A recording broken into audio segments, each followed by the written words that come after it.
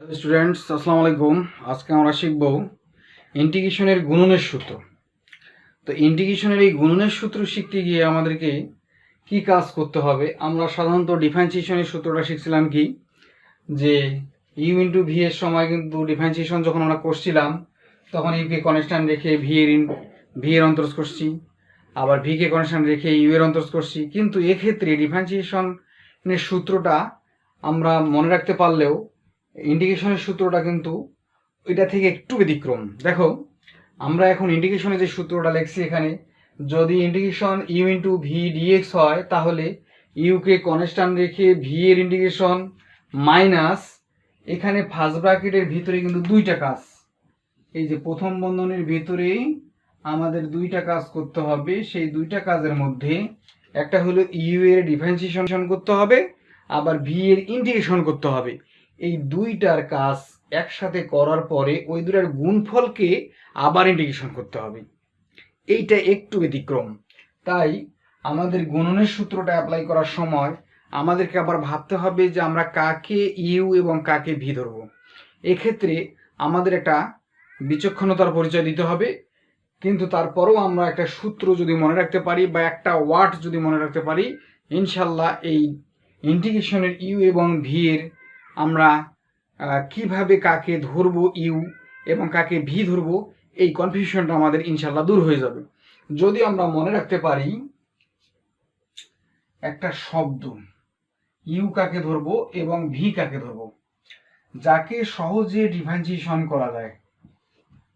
সহজে আমরা যদি ডিফারেন্সিয়েশন করতে পারি, অনলি ডিফারেন্সিয়েশন অর্থাৎ অন্তরীকরণ যদি আমরা করতে পারি, যাকে সহজে আমরা ডিফারেন্সিয়েশন করতে পারবো তাকে ধরবো আমরা ইউ, আর যাকে সহজে আমরা ইন্টিগ্রেশন করতে পারবো, এটা কিন্তু ইন্টিগ্রেশন করতে পারবো, তাকে ধরবো আমরা ভি। এখন এইটার বাইরেও কিন্তু আমরা ইউভি ধরার একটা প্রক্রিয়া আছে। যদি আমরা একটা শব্দ মনে রাখতে পারি তাহলে কিন্তু আরো সহজ হবে। যেমন আমরা যদি মনে রাখতে পারি একটা শব্দ, সেই শব্দটা হলো লিয়েট, LIATE। এই লিয়েট শব্দটা আমরা মনে রাখতে পারলে আমরা কিন্তু ইউভি ধরার ক্ষেত্রে খুব সহজভাবে আমরা এটা ইউ এবং ভি আইডেন্টিফাই করতে পারবো। যেমন লিয়েট শব্দের, এটা কিন্তু সাধারণত লিয়েট হইলেও আমরা কিন্তু লেট ভাবে এইভাবে মনে রাখবো।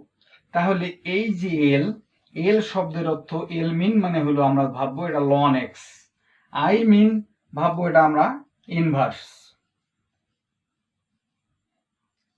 তারপরে এ মিন আমরা কি করব, এ মানে আমরা বুঝবো যে এটা হলো অ্যালজেব্রিক ফাংশন, এটা হলো অ্যালজেব্রিক। টি তে তো বুঝতেইছো এটা ত্রিগোণমিতি হবে, ট্রিগোনোমেট্রি।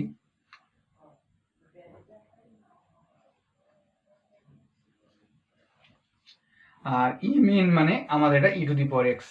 অর্থাৎ এইটার এই লিয়েট শব্দটার যে অক্ষরটা আমাদের আগে থাকবে আমরা তাকে ইউ ধরবো, এবং যে অক্ষরটা আমাদের পরে থাকবে তাকে আমরা ভি ধরবো। অর্থাৎ আমাদের এই ক্রমটা বজায় রাখতে হবে। যদি আমরা এই ক্রমটা বজায় রাখতে পারি তাহলে ইনশাল্লাহ ইউ এবং ভি ধরার ক্ষেত্রে আমাদের আর কোনো দ্বিধাদ্বন্দ্ব থাকবে না।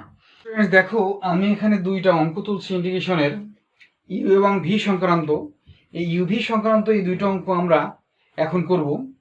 এখানে দেখো x e to the power x আছে, আবার এক্স কস এক্স আছে। এখন তোমরা নিশ্চয়ই বুঝতে পারছো যে এই দুইটার মধ্যে আমরা কাকে ইউ ধরবো এবং কাকে ভি ধরবো।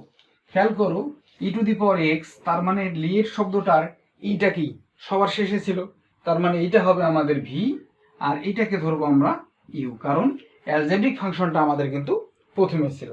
তাই দেখি এখন তাহলে আমরা কি করব, আমরা এই সূত্রটা অ্যাপ্লাই করব।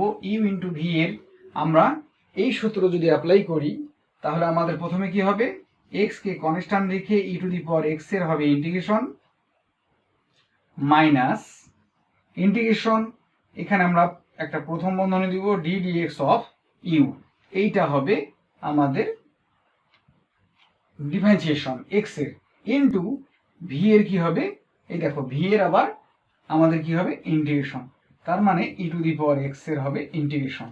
ওকে, এইটা করার পরে এই ফার্স্ট ব্র্যাকেট আমাদের এখানে ক্লোজ হবে, অর্থাৎ এই দুইটা, একটা ইউ এর ডিফারেন্সিয়েশন এবং ভি এর ইন্টিগ্রেশন করার পরে এই দুটার গুণফলকে কিন্তু আমরা অ্যাগেন ইন্টিগ্রেশন করব। তাহলে দেখো এখন আমরা যদি এটা ফাইনালি ক্যালকুলেশন করি, তাহলে দেখো এ এক্স থাকবে, e to the power x এর ইন্টিগ্রেশন অবশ্যই e to the power x minus, এখানে আমরা ইন্টিগ্রেশন দিলাম ডিডি এক্স অফ এক্স মানে কিন্তু 1, আর e to the power x এর ইন্টিগ্রেশন কিন্তু ই টু দি পাওয়ার এক্সই হয়, আর এই ডিএক্স এর কাজ কিন্তু আমাদের এখনো শেষ হয় নাই। ওকে, তাহলে ফাইনালি আমাদের কি দাঁড়াইলো, এখানে আমাদের দাঁড়াইলো x e to the power x minus, এইখানে আবার 1 দ্বারা ই টু দি পাওয়ার এক্স কে গুণ করলে ই টু দি পাওয়ার এক্সই হবে, তার মানে e to the power x এর ইন্টিগ্রেশন হবে e to the power x plus হবে সি। এটাই কিন্তু আমাদের ফাইনাল রেজাল্ট। ওকে স্টুডেন্টস, আশা করি তোমরা বুঝছো অঙ্কটা। এইভাবে কিন্তু যতগুলো আমাদের ইউ এবং ভি এর অঙ্ক আছে সবগুলাই ইনশাল্লাহ করতে পারবো। এখন এই দেখো এক্স কস এক্স আছে, দেখো আমরা যদি এক্স কস এক্স এর এইটার ইন্টিগ্রেশন করি তাহলে এক্স কে কি করব, এটা আমাদের ইউ এবং এটা আমাদের কি ভি, কেননা অ্যালজেব্রিক ফাংশনটা কিন্তু লিয়েট শব্দটা এই যে এল আই এ টি ই, এই লিয়েট শব্দটার অ্যালজেব্রিক ফাংশন এবং ত্রিকোণমিতিক ফাংশন, এই অ্যালজেব্রিক ফাংশনটা কিন্তু আমাদের প্রথমে আছে, এটা কিন্তু আমাদের অ্যালজেব্রিক ফাংশন, অ্যালজেব্রিক ফাংশন, আর এটা হলো আমাদের ত্রিকোণমিতিক ফাংশন। তাহলে এ কিন্তু আগে আছে টি এর ঠিক আগে, তাহলে অবশ্যই আমরা এটাকে ইউ ধরবো, এটাকে কি ধরবো ভি ধরবো। তাহলে এই অঙ্কটা করার ক্ষেত্রে আমরা কি করব, এক্স কে কনস্ট্যান্ট রেখে কজ এক্স এর কি করব ইন্টিগ্রেশন মাইনাস ddx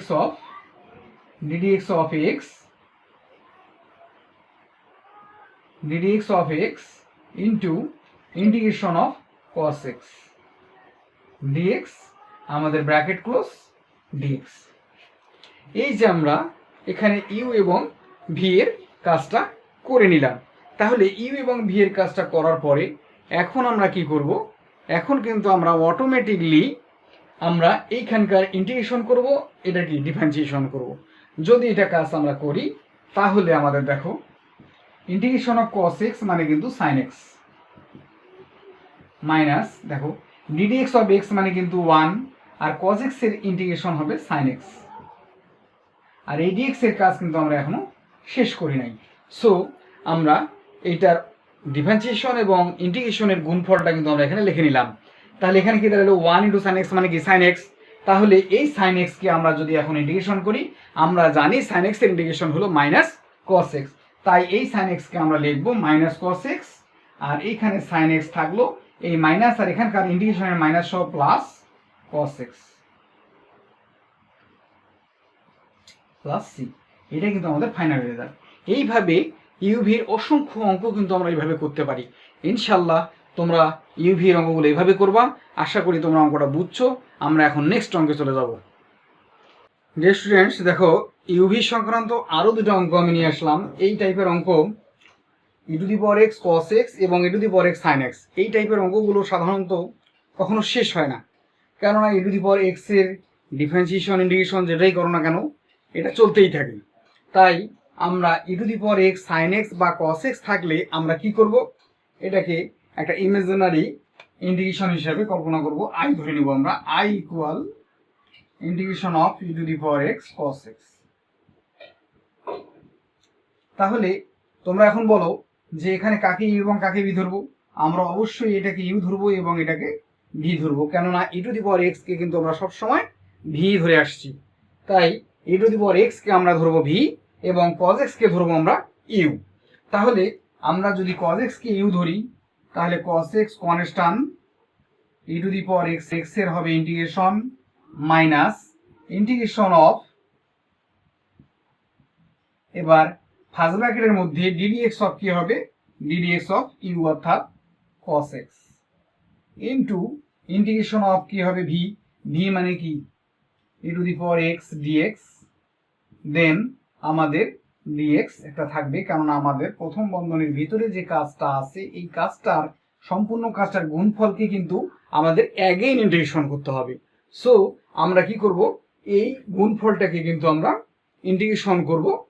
তাই দেখি এখন আমাদের কি হয়।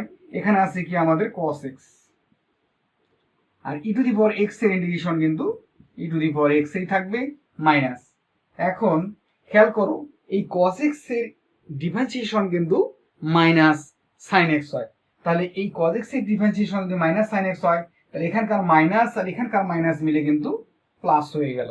ওকে, তাহলে এই cos x এর ডিফারেন্সিয়েশন আমরা কত লিখলাম, মাইনাস sin x, আর e to the power x এর ইন্টিগ্রেশন আবার আমাদের কত, e to the power x dx।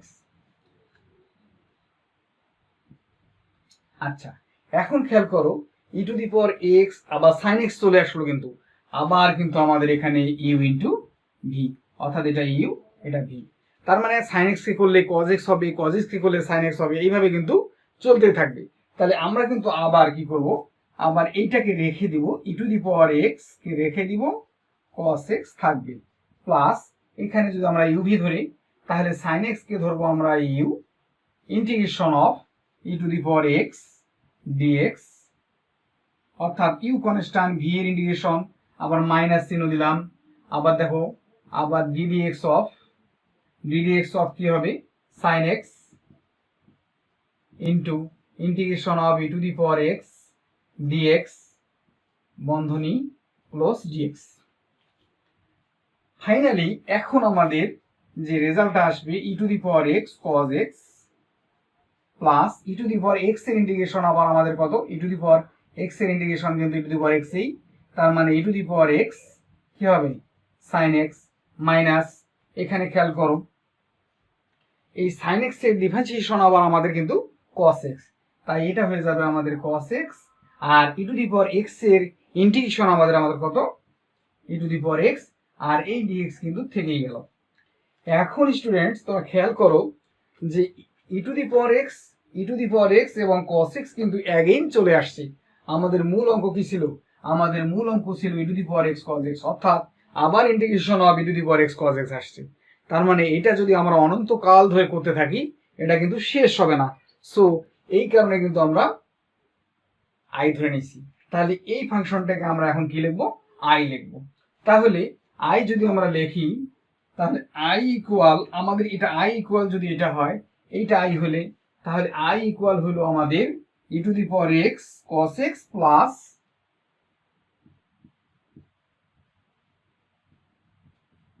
E to the power x sin x, আর এটার মান হয়ে গেল মাইনাস আই,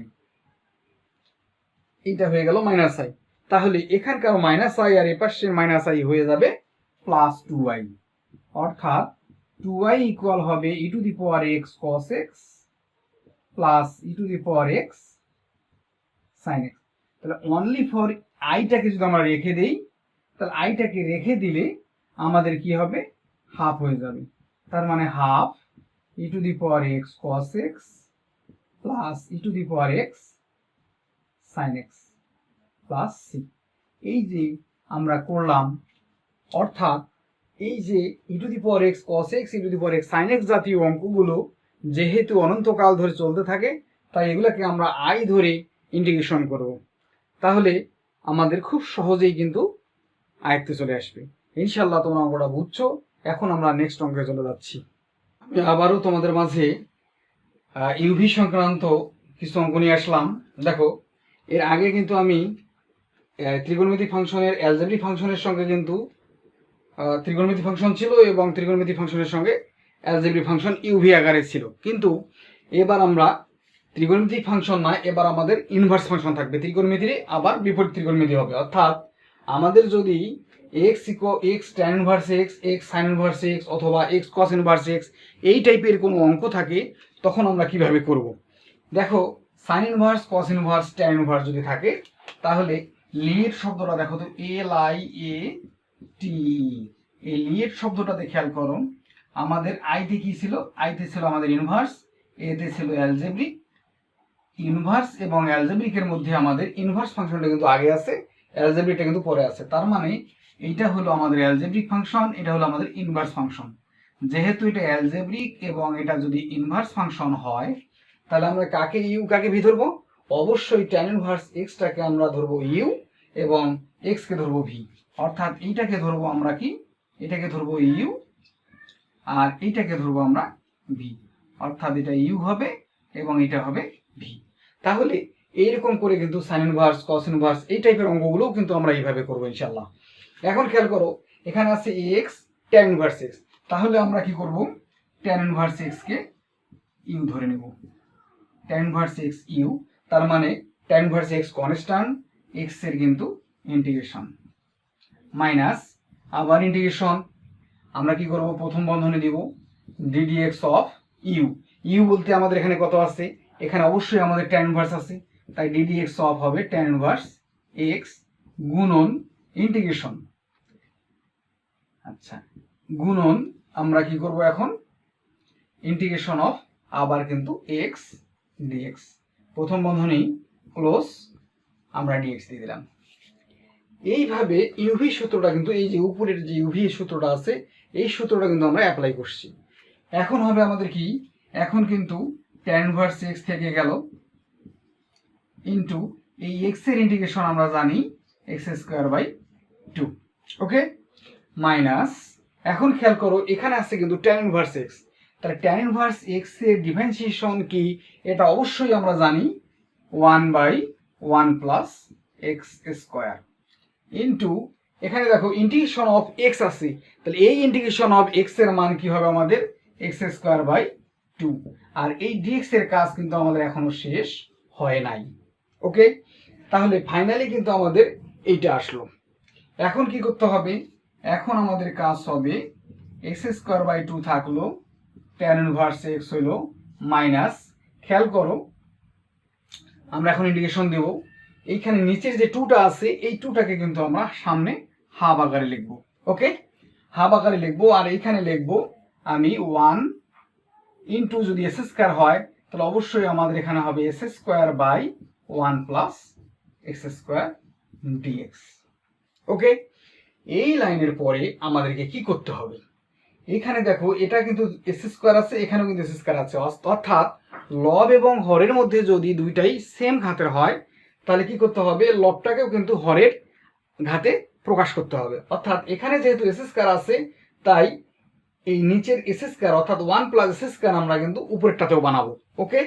তাহলে এটাকেও যদি আমরা 1 প্লাস s² বানাই তাহলে কি দাঁড়াচ্ছে s² tan inverse x minus এই হাফ দিয়ে দিলাম ইন্টিগ্রেশন, এই s²টাকে লিখবো আমি 1 প্লাস x², আর এইখানে একটা যেহেতু +1 আমরা এক্সট্রা লিখছি সো আমরা এখানে একটা -1 দেব, তারপরে নিচে 1 প্লাস s² তো আছেই। এই কাজটা করব কেন, কেননা আমাদেরকে 1 প্লাস s², এখানেও কিন্তু 1 প্লাস s² আছে, তাহলে আমরা এটাকে সেপারেট করব। কিভাবে সেপারেট করব দেখো, x²/2 tan inverse x minus, এখানে যদি সেপারেট করি 1 প্লাস s² কে যদি আমি 1 প্লাস s² দ্বারা ভাগ করি তাহলে কত হবে আমাদের, হাফ তো আমাদের এই হাফ কিন্তু আমাদের আগেরই আছে, হাফ থাকলো, এটা হয়ে গেল 1 মাইনাস 1/1 প্লাস কত s², এই dx থেকে গেল। এখন আমরা এই ইন্টিগ্রেশনটাকে কি করব, এখন ফাইনাল রেজাল্ট দিব s² tan inverse x minus half integration dx plus হবে half integration 1/1 plus s² dx। এই যে আলাদা আলাদা করলাম, হাফ দিয়ে 1 কে গুণ করলাম, আবার হাফ দিয়ে কিন্তু 1 প্লাস s² কে গুণ করছি, তাহলে ফাইনাল রেজাল্ট আমাদের দাঁড়াচ্ছে s²/2 tan inverse x minus হবে x/2 plus half into 1/1 plus s², এটা মানেই কিন্তু tan inverse x plus c। এই যে এই দ্বিতীয় অংশের কাজটা কিন্তু আমাদেরকে খুব সূক্ষ্মভাবে করতে হবে, অর্থাৎ যদি হরে যে আকৃতি আমাদের থাকবে সেই আকৃতি কিন্তু আমরা লবেও দিব। এই লবে দিতে গিয়ে যে ব্যালেন্সটা আমাকে করতে হবে সেই ব্যালেন্সটা কিন্তু অবশ্যই আমাদেরকে হরের আকৃতির ব্যালেন্স আকারে রেখে তারপর কাজটা করতে হবে। আশা করি তোমরা অঙ্কটা বুঝছো।